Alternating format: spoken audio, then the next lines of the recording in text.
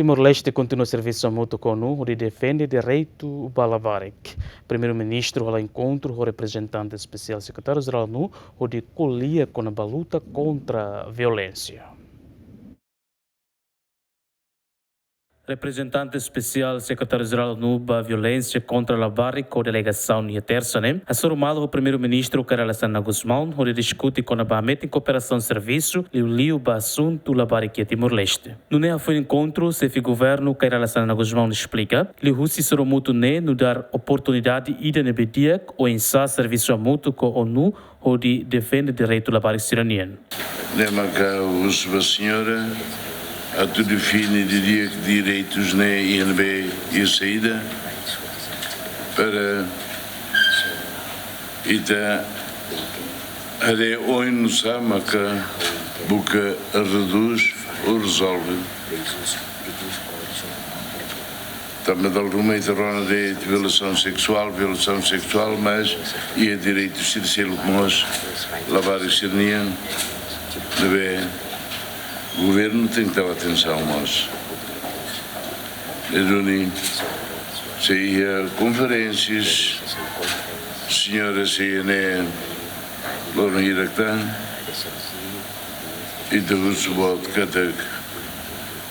depois de encontros nível fó, ano em Roma, mais governo, onde bela mas a rede da Guana e a saída Macbele cria condições para a tu reduz ou a tu acordo dia problema sira de contrário a princípios universais não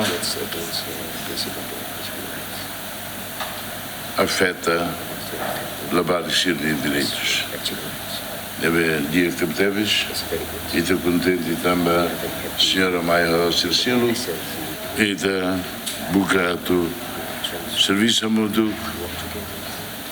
defende direitos da Barik.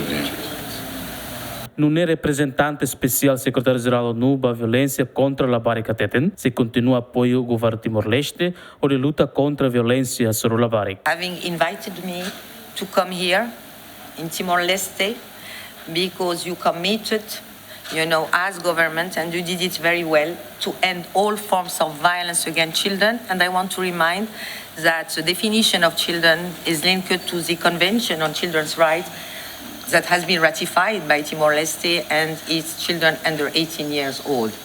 And as you highlighted, Excellency, violence against children have many forms. It occurs in many settings. It occurs in the circle of trust, in schools, at home, online currently. And what is important for me today and with my colleague from the UN country team and the government, I am here really to work closely with them because really currently you are translating your commitment, your pledges in concrete action, in concrete services that will be easily accessible to children. All children, leaving no one behind. And when I'm speaking about children, it's children, their families, and their communities. This is very important because we can, if we want, we can put an end to violence and we can prevent it. It is possible and you can make it. You have all the ingredients to make it.